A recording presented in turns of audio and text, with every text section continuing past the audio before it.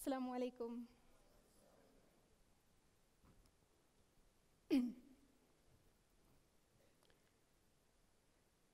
Squatted on a rock, head lowered, clutching his knees into his chest. He wears the scarf of freedom fighters, and yet in this old man there is no fight left. Gathering his thoughts, now buried amongst all that has fallen, he sinks deep into the realms of his mind. And quietly, someone comes along and snatches a picture of the nameless man left behind. The headlines and reporters will show the world his sorrow. But just as the flash of an earthquake, we shall forget by tomorrow. It came all of a sudden. His wife smiling, and then the ground trembling. His old home like loose wool unraveling. In moments, he is plunged into despair, and he has no energy to let out a cry to make the world care. For he is not yet ready to believe that perhaps his time has come to grieve. And so, when the earth shook so violently, he sat there quietly and asked himself, what could possibly be my crime for losing not just a life, but a lifetime? Tomorrow, the reporters will show the world his sorrow, and his picture will travel the world like a show. And at the sight of his plight, many hearts will sink low. But it was not sympathy that the old man longed to find. When the camera stole that moment, there was only one question on his mind, a question both frightening and full of woe. Soundlessly he wondered, what burdens the earth so?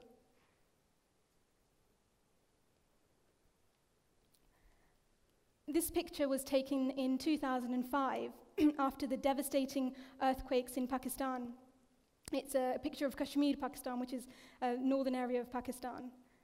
Since then, there have been a number of earthquakes in Pakistan, affecting millions in this case, and later other people were hugely affected as well. I remember in 2011 seeing the reporting of one of the lesser earthquakes, and at the same time as showing the coverage of the devastation of the 2011 earthquake, the news coverage was also showing people who were still living in makeshift houses and tents from the devastation in 2005. I felt deeply, deeply saddened. And I remember having a conversation with my father and saying to him, there is so much suffering in the world. What can someone as small as myself do? Nothing. And my father looked at me and he said, never feel that way. There is always something to offer, always a service that you can give, no matter how big and small.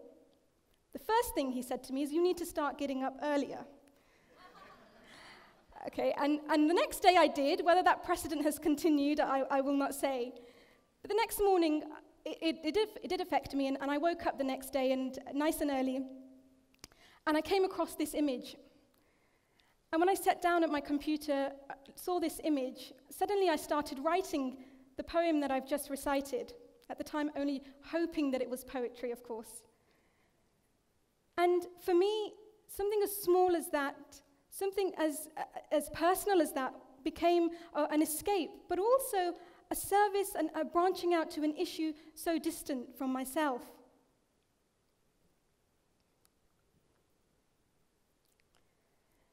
This is a quote that my teacher wrote in my leavers book when I was leaving school at the age of 11 or 12. It's something that has always stayed with me. What is wisdom? And how to collect more of it? My presentation today encourages you to re-invite wisdom into your life through acts of service. Now, a concept as complex as wisdom could have a million definitions, and that would perhaps require an entire TED conference of its own.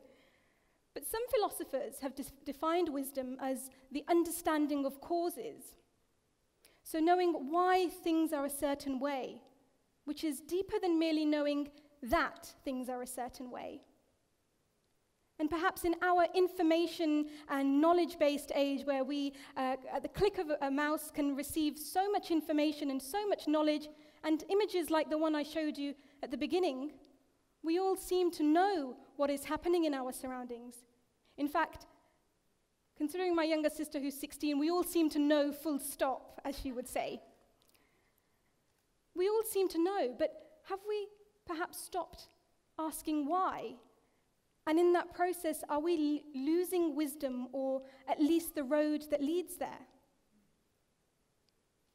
So how do we reinvite wisdom back into our lives, and why does this matter at all?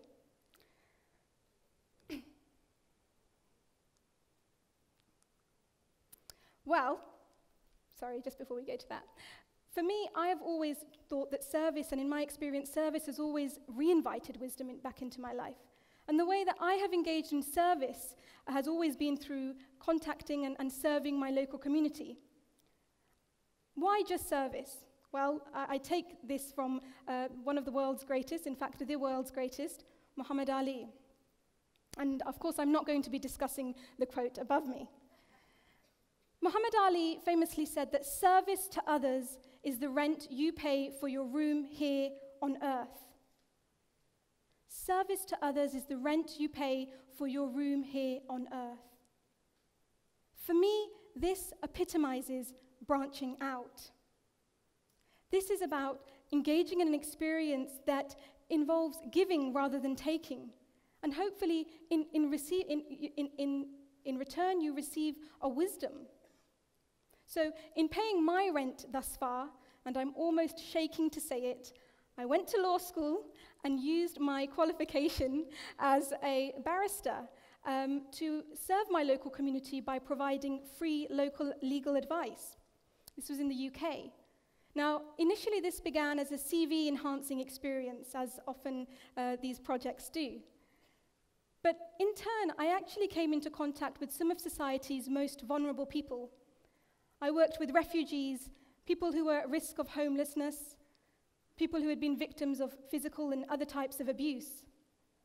This was one way in which I tried to serve. In addition to this, I mentored young students at secondary school in the UK. That brought me into contact with young people who had seen wars all too closely in places like Somalia and Afghanistan. Building a rapport with them, helping them with their subjects, was a service. Another example of service was working with a satellite television channel in the UK.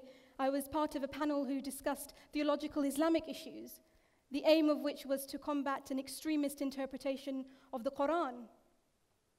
Now, the point here is not to say, hey, look at me, I am such a great person offering all my free time in service. No. The point here is twofold. The first being that we all have many services to offer. No matter how big or how small, from the law to the arts, there is a service, there is something to offer. And secondly, and perhaps more important to my speech, is that through service, I've gained a humility that frequently now requires me to stop and start asking why. My experiences have forced me to ask questions.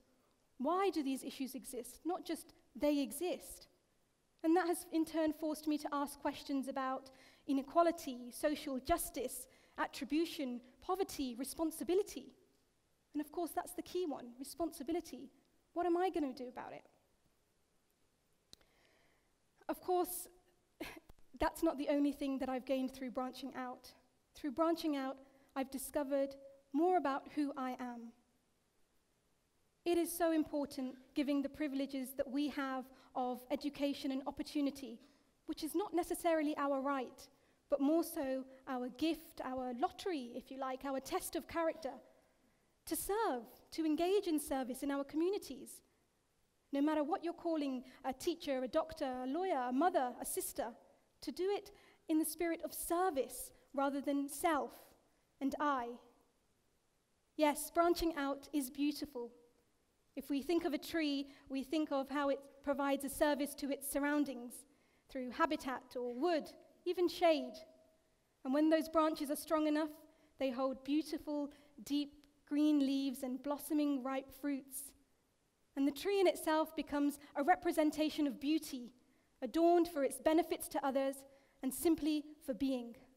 Yes, the tree holds a beauty that is difficult for even the most affluent of poets to describe.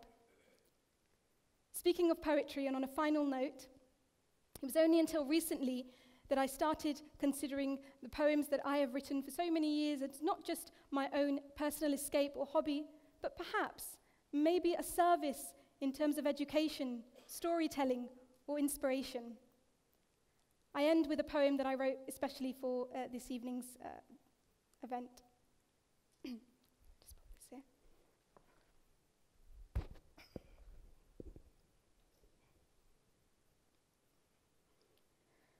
Where wisdom walks, she leaves soft footprints behind her, in the hope that a seeker may trace and then gently case her story in ribbon made of silk heartbeat. Her floating dress has been worn through the ages, and its million stages have witnessed the earth and beyond. Its half-moons hiding, 7 skies stained with mixtures of color unknown to man, seeds scattered, trees uprooted, mountains echoing, birds fleeing and birds beckoning, and of course, the mystery that has bewildered her beyond all her finds, you and I, the strange case of humankind. She remembers that for them, once upon a time, loving was more important than reading, and reading was more important than feeding greedy stomachs and big egos. She remembers a time when they were busy chasing her, collecting wisdom from manuscripts of old and inherited verse, learning with the only lamp burning being the cracks, the light emerging from the cracks in their healing hearts. She remembers as they departed from one another, in separation and anguish, wailing, but never failing to open a scarred heart one last time, to love, to give, to serve. Wisdom is nostalgic of the days she would race and pace their minds, offering these creatures sadness, comfort, and grace. But of late, wisdom's footprints have been covered by the forest leaves of facts and figures, false friendships, calculations, and boastful memorization.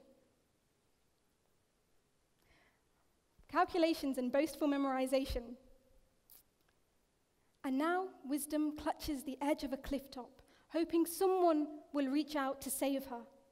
But who wants to save wisdom when wisdom asks you to brace her mazes and phrases, to try and understand meaning in galaxies you have never seen and suffering that spoken word cannot utter?